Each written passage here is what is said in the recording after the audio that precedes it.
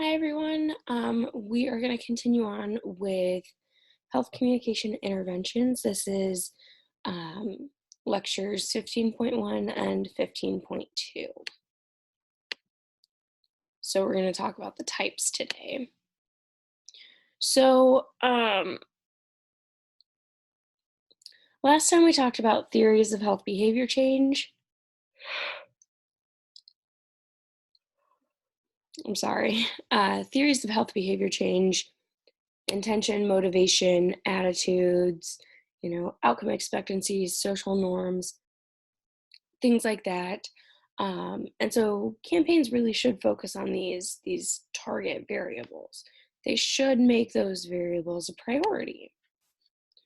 Now, there are three types of approaches to health campaigns that we're going to talk about for 15.1: entertainment education, media advocacy, and social marketing.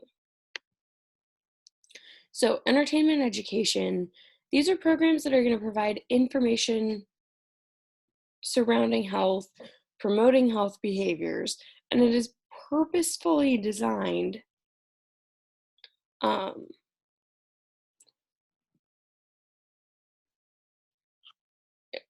purposefully designed and implemented with media messages that are supposed to not only entertain, but also to educate. That's why it's entertainment education. So it can increase the knowledge about an issue, create or reinforce favorable attitudes, as well as change behaviors.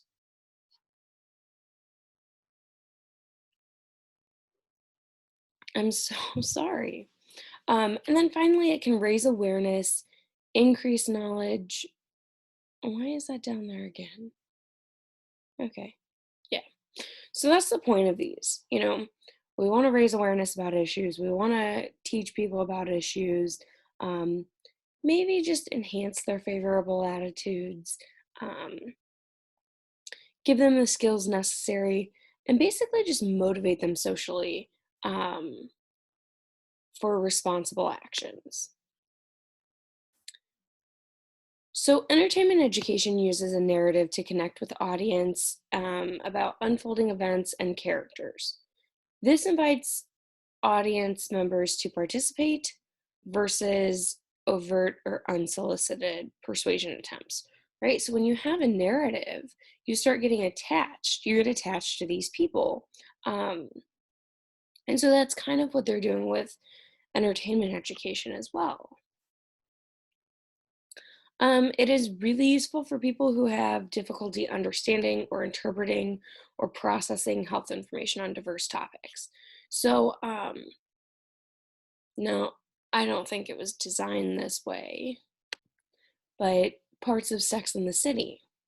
Sex and the City was all about enjoying yourself and women taking back the power of their own bodies and stuff. And that was great. But you got attached to these characters, Miranda, Carrie, I don't know the others' names. And then they're talking about sexual health and getting tested. That's important. It helps you wrap your head around these difficult topics or actually seeing it done. So there are some examples. Primetime TV shows like ER, 90210, Grey's Anatomy. They're teaching you all about health issues. Daytime TV, Sesame Street, Mr. Rogers, Blue's Clues, Dora the Explorer. They teach kids about brushing their teeth and, you know, um, taking care of wounds and injuries. Then there's also soap operas and then games. So, Where in the World is Carmen Sandiego, Pajama Sam, The Oregon Trail, which you can now get the Oregon Trail as a card game if you remember it from when you were a kid. And there's also tablet games and other new media. I just downloaded a game where you're a surgeon or whatever and you have to fix this person. And so you're like swiping up to pull the stitches. Like they teach you about health issues. So with entertainment education, there's consultative social marketing. right? So, entertainment education is a resource for creative writers, producers, and other entertainment professionals. Obviously, you have to have the creative gene. Um, you have to want to be a writer, producer, or entertainment professional, right? Um, and it ensures topics are regulating social issues and are accurately incorporated, right? I'm not just putting anything out there about a health issue. I'm making sure it's out there properly. With Hollywood Health and Society, this provides the entertainment industry with accurate, up to date information on storylines, health, safety, and national security. Law and Order. At the beginning of each episode, they say they're not real stories and all that, but most of them are pulled directly from headlines in Hollywood or in America. Um,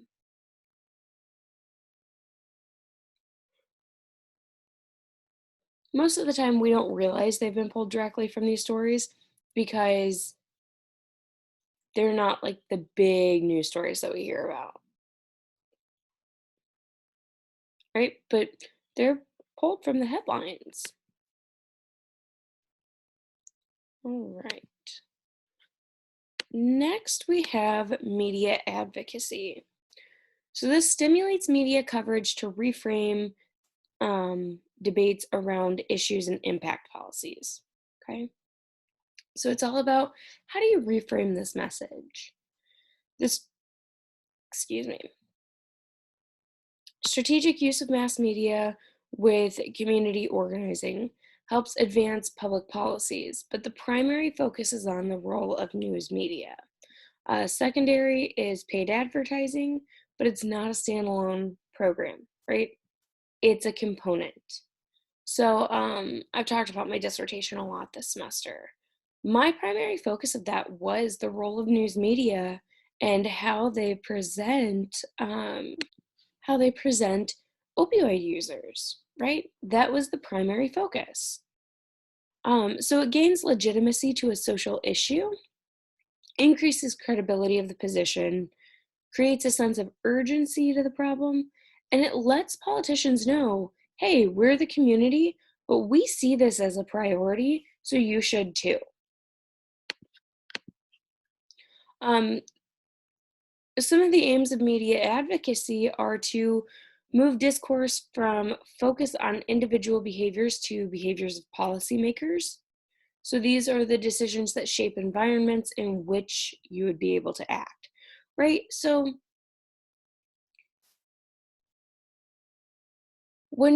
a huge thing right now is the legislation on banning abortions, right? And many of these policymakers are men, but the policies they're enacting are women can't get abortions. Does that have anything to do with men? I mean, besides the fact of if they got a girl pregnant, she couldn't get an abortion. But I mean, think of these policymakers. They would never have to go through that, most of them, because most of them are men. So it's focusing on these men are setting these policies for the rest of people in the environment in which we live. Okay, so we're bringing attention to that. It focuses on opinion leaders or people that you trust to get your information from. It could be a trusted friend or family member. It could be um, Anderson Cooper in the news. And then it amplifies their voices instead of the behavior change message. And then finally, they have a primary goal of reducing the power gap rather than just filling an information gap, right? So it's giving people power to make these change based on what they've seen in the media. I don't know what it is. Every time I get ready to record a video, I start yawning all the time. It's like a psychological effect or something. I'm so sorry. And then we have social marketing. Oops. So this is the definition. The definition of campaigns that we use has heavily been borrowed from social marketing. A simple definition is commercial or applying these commercial marketing principles to pro-social products. So our behaviors, attitudes, actual services, right? Excuse me.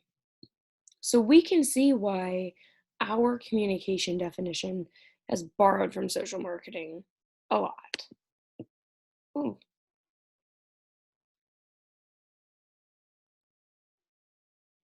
So, social marketing is a process of learning who your audience is. Who are you trying to target? Who do you want to make the behavior change? Knowing what the audience wants and needs. So, what do audience members need? What health behaviors, right? And it could be something that they're not even aware of. In a lot of low income communities, they might want the skills necessary uh, to, you know, quit drinking, engage in healthier lifestyles like that. And when you study that, you know that drinking ads and commercials, things like that, they are heavily prevalent in lower income communities. Social marketing processes is also the organizing the creation, communication, and delivery of products to meet this need and solve the problems, right? So it's not just we're putting something out there, it's we are organizing not only our creation, but like the communication that's going into it, the delivery of this, the communication that happens afterwards, right? So we bring that focus back to communication. And behaviors are targeted that are going to improve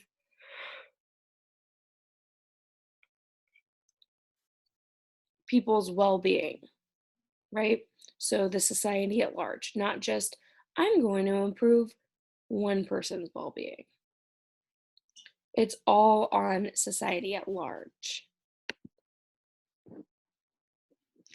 So the emphasis of social marketing is market research. Like I said, it helps us identify and understand target audiences. So what's stopping them or preventing them from adopting this behavior? How can they be persuaded to adopt the behavior?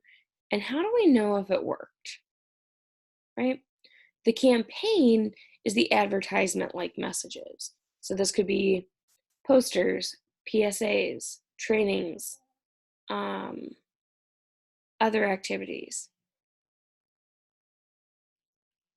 But the focus is the process, right? It's not just we put a message out there. It's what is stopping them? How can we persuade them? How do we know if it worked? And then continue with let's create posters, videos, PSAs, trainings, whatever, through what we learned from our audience. Okay? So the starting point is audience and issue. Depending on what the prompts available are, start with the problem or the audience. So who has the problem? What problem does the audience have, right? That's starting with either. What is known about the audience and or problem? What programs are already in place? You can't just say the audience has this problem, right? Well, what are other people doing to counteract that problem? And what attitudes, beliefs, values, and factors contribute to the adoption or non-adoption of the behavior? What barriers, opportunities, what costs are there? So with social marketing, you're going to start with an audience analysis, and this is where you subdivide your audience into segments. We kind of did this with your papers. We have our audiences, and then we segmented them based on our own individual topics for the final paper. So you subdivide them based on psychological factors. So demographics are really easy. They're not always useful though, you know, unless that's what the problem is. So you can think about personality traits. You can think about current behaviors, beliefs toward the topic, theoretical concepts, and stages of change are also useful. With the audience analysis, the better defined and understood the segment is, the better the message and objectives can be, right? Because you're tailoring everything to this audience segmentation. So the better you tailor the message in style, form, content channels to where the group is, the more effective the campaign is, the more of a likelihood you're going to get this behavior change that you want. In communication campaigns, we typically focus on attitudes that are leading to certain behaviors and relying on theoretical models to show how these are related, right? So we've talked about some of these theories already. We'll get into some more with this set of slides and the next set. So finally, we have to know if it worked. So we can do an evaluation at the beginning, one during it, one at the end, and one after. And when I say after, I mean 3 months, 6 months, 9 months, 12 months down the road, right? Evaluations have to align with our set objectives. And if it worked or didn't work, we can then communicate to partners, stakeholders, the public, how well our campaign worked or didn't work. What do we need to do next? All right, so there are things called stall stories, which I have not seen them really at WVU. Dr. Totske added this slide in, and it's from Michigan State. I also saw it at Morehead State. The goals of these were to increase knowledge about health topics that were relevant to college issues. So this one has a picture of alcohol. It can increase student awareness of campus health issues, and it was a typical case of social marketing, right? So with Stall Stories, it was a partnership between MSU Health Services, Residence Education and Housing Services, and Communication. And it was shaped by partner priorities, formative research, and regular evaluation. There were social norms elements, but the other focus was on general awareness, right? So we can see, who are we trying to reach? What is the problem we want to see? How do we segment our audience? How do we create behavior and objective goals? And how do we implement this? How then do we check and see if it worked, right? These were a lot of,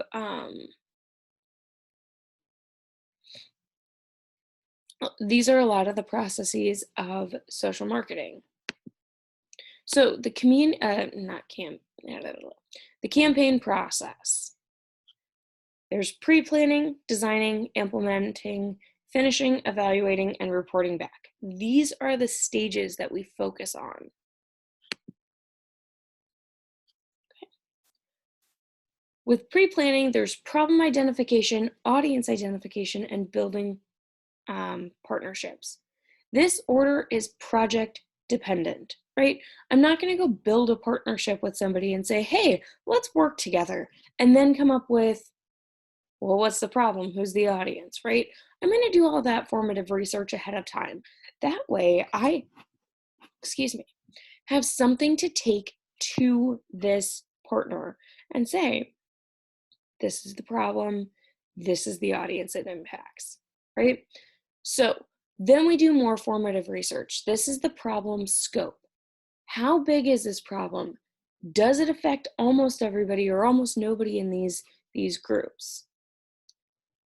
With audience segmentation, this is where we divide our audience more, we do our audience analysis, and we plan our objectives, right? So for stall stories, student services set an agenda. They held focus groups to evaluate old materials and gauge the needs of audiences. Next is designing. We have to develop messages and then tailor them, right? So we have to have these messages ready. We can't just slap something on there. It doesn't work like that. And then we have to test those messages. We have to pilot test them with focus groups or putting things out in certain residence hall or whatever it may be. And then we refine those messages, possibly even retailer them, and then retest. And then we decide on the channel selection, right? So when we're testing and retesting, we are literally just testing the message. We're not testing the channel. Is it going to be social media? Is it going to be auditory? Is it going to be visual? What type of media or channel, doesn't necessarily have to be media, are we using? So with stall stories, they hired a graphic designer to develop images and then test them experimentally. Next is the implementation step. So this is going to vary based on your channel and audience, right? How are you going to implement it? Depends on what channel are you using and who is your audience. This is the actual campaign. So it may be you or your partners in the campaign. Could be both. You need to be aware of this when you implement it. And then it's also important to monitor. So the campus partners regularly changed posters in bathroom stalls, and cleaning crews tracked poster daily placement and replaced if stolen, right? So it was monitored, it was implemented, and it was the campaign. So next we have ending the campaign. To conclude the campaign based on time, resources you planned at the beginning, right? We're going to run this for 6 months. It is important to have that list set and ready at the beginning of the campaign process. How long should this run for?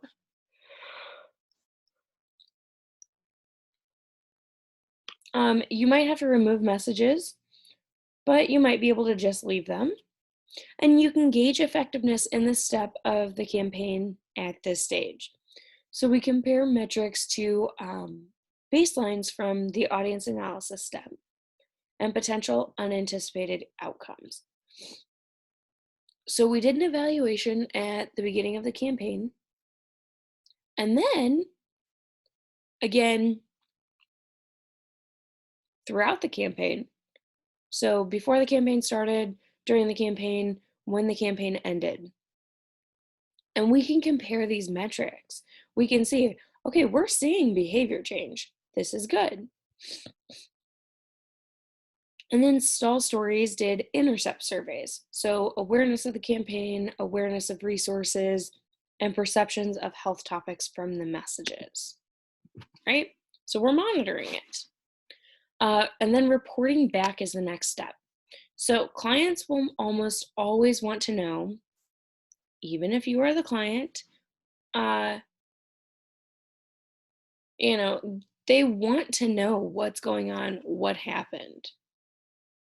You'd be pretty hard pressed to find a client or a partner that was like, I don't care. Do what you need to do.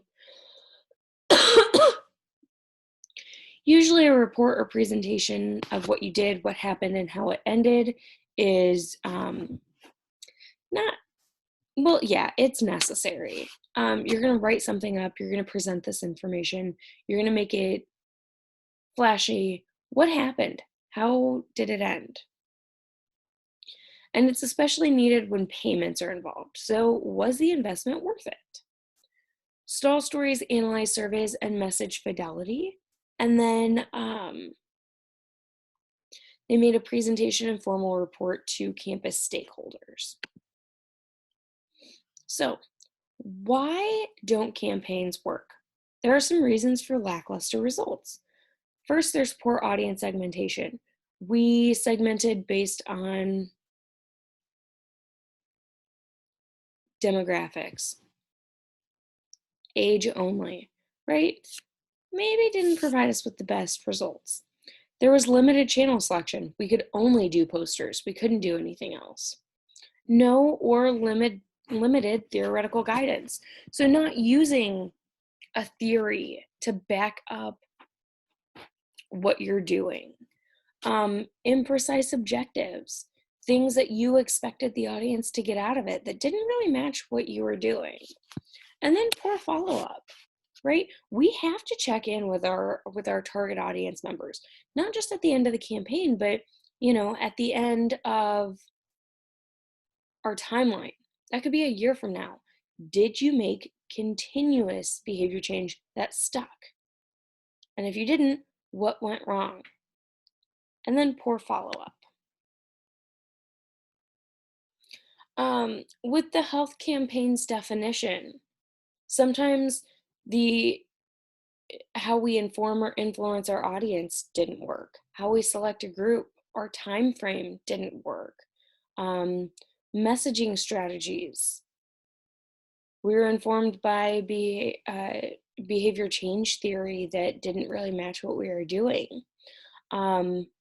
There's all these things that can happen with our health campaign to make it not work. So with the campaign process, make sure you do a campaign right. You start with a lot of planning, formative research, audience analyses, and message testing before you start the campaign, not during, and definitely not after. Then you implement your plan, you check to see if it's working, and end when you say you would and see what happened, right? You don't end early or let it going because you were busy on the day that you had to take it down or whatever, okay? So now we're going to go into 15.2. Oops, that is not what I needed. Oh my gosh, did it again. All right, so continuing on, these slides are about the trans-theoretical stages of change model. You'll hear it referred to as TTM or stages of change. Right, so the health campaigns, we just went over that. Just went over that slide. So far, we've covered social cognitive theory, health belief model, theory of planned behavior, but not one size fits all, right? So I just had a question about your final paper. And again, remember, this is after the fact. You might have already turned your final paper in by the time you see this. But I just had a question that I want to use this specific theory or concept, but not all of the stages or steps in the theory and concept really fit with my topic. Do I have to use all of them? Well, no. And that's a great question because not one size fits all. It's not, I'm going to use all 6 steps in the stages of change model. I'm going to use everything from the health belief model, right? Like I told you with the health belief model, I don't use cues to action unless there are no internal or no external cues to action. I'm only using one of them. I don't use them at all because then what isn't a cue to action? So you can't just pick a theory and say, I'm going to use everything from this theory. It's great, right? You're going to use it as a framework 9 times out of 10. So what our theories say to pay attention to? Positive appraisal of behavior. That's good. Think it is good, right? So we're thinking this behavior is good. The downsides of behavior that are not that bad, right? So by engaging in not drinking alcohol anymore, you're the only sober one. right? That's not that bad. Others support and accept doing the behavior, and I have the needed resources and ability to do the behavior. So, a more comprehensive view, most behavior change theories expect people to simply lack motivation or just need a push.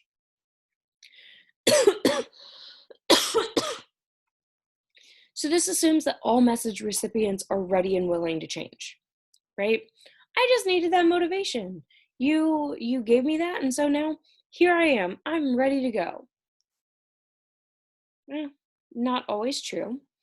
The TTM, on the other hand, states that or proposes that behavior change is going to unfold over 5 stages. Sometimes there is a sixth. Um, I'll let you know about it.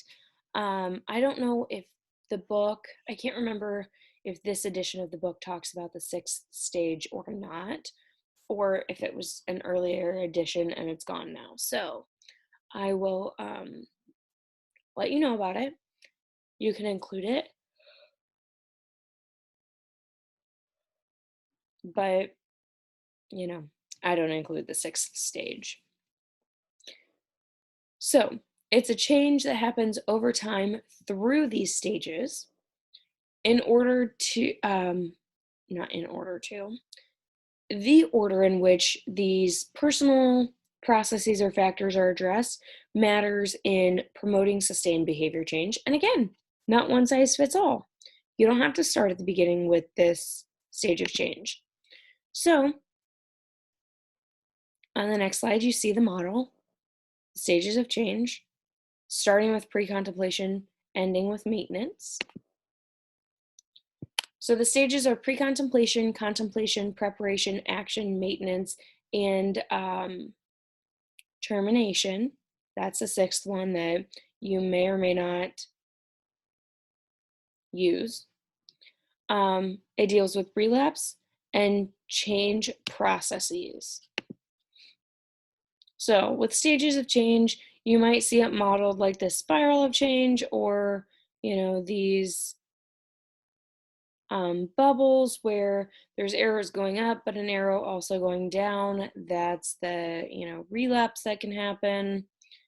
So, all right, let's get into it. So pre-contemplation, you're not intending to take action for foreseeable future. This is the starting point for many health issues. So you either don't recognize the problem or you don't recognize the need to make a change, right? I might be unaware that my behavior puts me at risk. I might be refusing to acknowledge that I'm at risk, or have otherwise decided I'm not going to adopt a healthier behavior. Right? So we avoid reading, talking, thinking about risky behavior. I'm not thinking about engaging in drinking, right? I'm just drinking. I'm not going to change my behavior. I'm not thinking about how risky it could be. Next is the contemplation stage. And this is where you're really thinking about the problem, behavior, and intending to change it over the next 6 months, right? So you place consideration of the problem behavior and a possibility of change within the next 6 months. We're generally aware of the pros and cons of changing, and people often stay in this stage. It's difficult to evaluate costs and benefits of change. It may not be ambivalent or uncertain, and sometimes people may not be ready for action-oriented programs.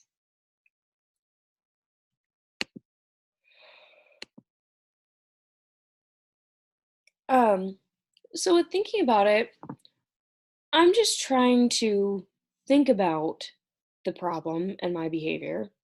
I do intend to change soon over the next 6 months. But again, I could relapse and I'm not going to change my behavior. I don't need to quit drinking. Next is the preparation stage. This is serious planning, intending to take action in the immediate future, so within the next month. People are committed to change and taking the steps to prepare, right? So when you're thinking about wanting to lose weight, right? You're at the preparation stage. You go out and buy a gym membership. I'm taking serious steps. You go out and buy gym clothes, better sneakers, maybe at home workout things, right? But you haven't started making the change yet. Typically taken some significant action in the past year to get ready for change. So a trial period can be an important part, and being ready for action-based programs, right? So I'm ready to make this behavior change. Oh my gosh, I'm shedding. I'm ready for taking action. Next is the action stage. Some specific overt modifications in the lifestyle have been made recently within the last 6 months. You have been making behavior change, but it's been less than 6 months at this point. So you could be 5 months and 30 days, you're in the action stage. A successful modification of the behavior. This is typically where relapse is likely to occur, is within this action stage. So this is usually the behavior change we're talking about. And it's not necessarily permanent. Like I said, this is typically where relapse is going to occur if it's going to occur. And therefore,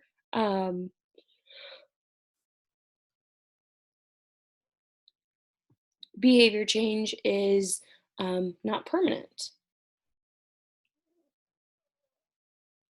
So with, I wanted to quit drinking pop. And I went through everything, I made serious preparation, and I stopped drinking pop. And then about 4 months in, I drank a pop again, right? I technically relapsed. That change was not permanent. And then you have maintenance. So I'm going to talk about maintenance. Oh, he does have a termination slide in here. Nice. I did not realize that. Yeah, he put a lot of these together, Dr. Totske did, and I have to follow what he does because he's the course admin and he's the health comm scholar. So, maintenance. This is continuing to behave in the changed way. This is solidifying and routinizing the behavior. You are working to prevent relapse. You don't need to exert as much effort in previous stages because it's become pretty routine for you to not drink pop or not do drugs or not drink alcohol or whatever it is. Some experts say this is 6 months or longer. Some say it's 6 months to 5 years. Some say it never ends, right? You're typically less tempted to relapse and more confident in continuing with your changes, right? You've been doing it for so long, it makes sense. And then that 6th stage is the termination stage. Like I said, do with it as you want. I don't use the termination because I don't think it's actually real. This is when someone has no temptation to partake in an old behavior, right? So you see alcohol, you see drugs, you see pop, and you are not tempted to pick up that Coca-Cola. I had to choose my words very wisely there because I could have said pick up Coke. I guess you wouldn't have known. Pick up that Coca-Cola and not drink it, right? You're not tempted, right? Because it's complete confidence in your continuation of your new behavior. Almost as if you had never drank a pop in your life or alcohol or done drugs.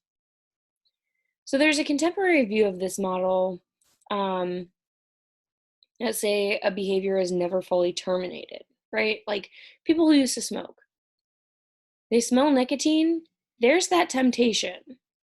So they may not pick it back up, but they still have that temptation. This is why I don't fully believe that this is a real stage because I don't think anybody ever gets there. To say you are not tempted by a behavior is almost ridiculous.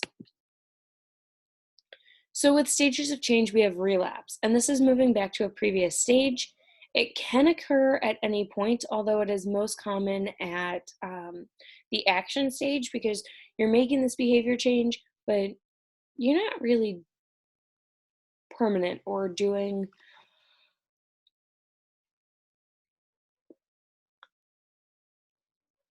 or have done it to the point where it's routinized. It may or may not result um, in resuming the process later or picking up where you left off. With change processes, there are covert and overt um, activities and experiences used in progress through stages. So, processes and factors that facilitate change are different for each transition. You can't just pick all 5 and say, I'm using the stages of change. I'm using all of these, right? That's going to be a lot more work than you are anticipating or wanting to put in. That either happen naturally or are influenced by health communication, so strategic or otherwise, to happen and happen more efficiently. And broad categories of multiple techniques, methods, and interventions from different theories are used within the stages of change, right? With the TTM stages of change, you move more efficiently through the stages when stage appropriate processes are used and targeted, right? So if I'm trying to use the same mechanisms for all 5 stages for you to quit drinking, it's not going to happen as well if um,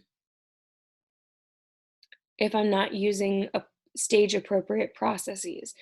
It's also important to know which processes and factors to target, what stages the population is in, and this can provide important steps for interventions.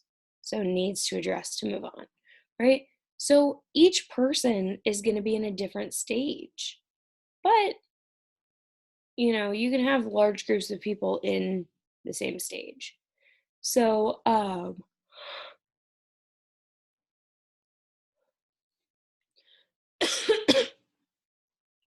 um, you know, many of you might not drink pop at all, right? You realize it's bad and you just might not do it at all. And that's great. So you're not going to be in the pre contemplation or contemplation stage. You might be in action or maybe maintenance already. So we got to think about that as well. For goal processes, pre contemplation to contemplation, the goal is to encourage evaluation of your current behaviors and start to consider alternatives. So there's low motivation. Action-oriented suggestions are going to be ignored.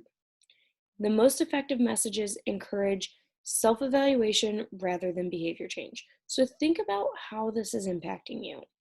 Think about how this impacts your life. This should increase knowledge of and outcome expectancies about the risky, unhealthy behavior. So we need to personalize target susceptibility, the risk information. So conscious raising, we increase awareness about the causes, consequences, cures, give feedback, educate, confront. Most nonprofit campaigns are going to do this. And then there's dramatic relief, which I don't know if we talk about that here in a second.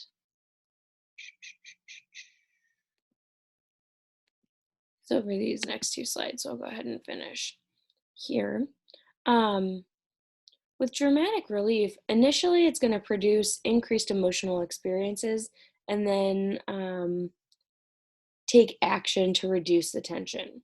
So, media campaigns, personal stories such as the vagina monologues or slam poetry, role playing, this helps you increase knowledge and outcome expectancies, right? You're not making it so you're doing an action step. It can increase knowledge and outcome expectancies for alternative behaviors as well. So, emphasizing positive attributes of new behaviors. encouraging reevaluation of outcome expectancies that include new positive information. So consciousness raising, dramatic relief. Um, these are the popular strategies. News on potential harms of vaping, right?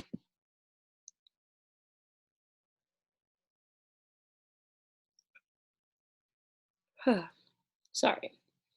With the contemplation and to preparation stage, be aware of need to practice a healthier, less risky behavior, but you're not ready to make any change or take action yet.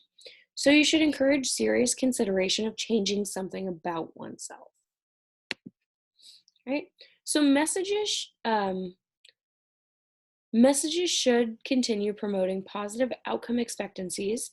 They should reinforce positive expectancies, and they should promote capacity to change the behavior, right? So dispute commonly believed but untrue negative consequences, right? Like break the myths, break the stereotypes, suggest ways to minimize real negative consequences, right? These are real negative consequences that we see. How can I minimize them? And then identify how to overcome perceived barriers to change, right? So if it's going to the gym, you may not want to go to the gym, but going to the gym can actually improve several different aspects of your life. So you can be social, you get the endorphins from working out, and you get out of your house for a little bit. You get away from the environment that you're in and have been in now because of COVID forever. So once the gym opens up, go. Or we can talk about um, perceived barriers to engage in at home workouts. I would rather watch Netflix than a workout. I don't want to move. I'm too busy, right? Well, take a half hour and do something that isn't watching TV and fill that with something that's going to make you feel better. So help them identify these barriers. The strategy is environmental reevaluation. So cognitive and affective assessments of how a behavior affects one's social surroundings, and then include awareness that one can be a positive or negative role model, right? So the person you've been looking up to really isn't somebody you should be looking up to. Or you yourself could be a positive role model, right? Be that positive light for somebody else. So preparation to action. The goal is to have individuals maintain motivation, eliminate risk, and build repertoire of safer alternative behaviors. So skills for behavior change are important at this step. Prepare for situations that are going to jeopardize change efforts and work out strategies to cope with them. So messages should instruct and encourage restructure to environments. Important cues for practicing the new behavior should be obvious and supported socially. You can do this through self-liberation, believing that you can change and committing to the act on that belief, and then social liberation, increase in social opportunities or alternatives, and then there's advocacy, empowerment procedures, and appropriate policies to help get you to the action stage. So next we have the action to maintenance and continued maintenance. So, or termination as it may be called.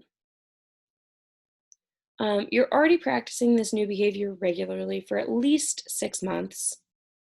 You're maintaining, motivating, and building a habit, ensuring the sustainability of the behavior. Messages should encourage refinement of skills, right? Especially those that are going to help avoid relapse and allow for productive coping.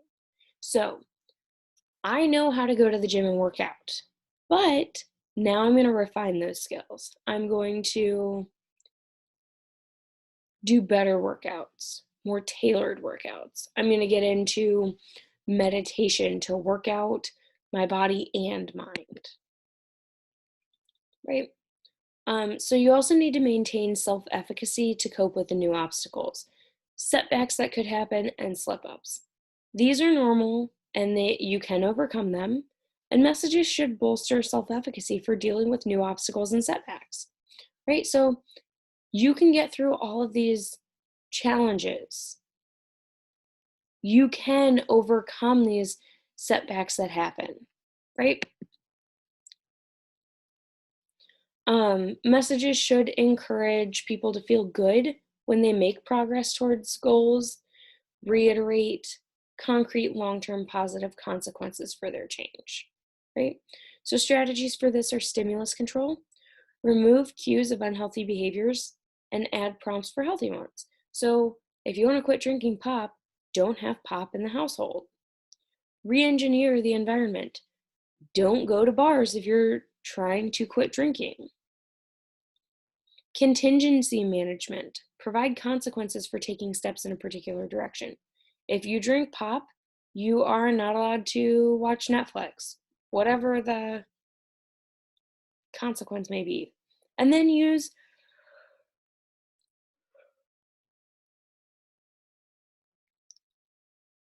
reward structures or reinforcements. Sorry, something popped up on my computer. Reinforcements and recognition of efforts and success.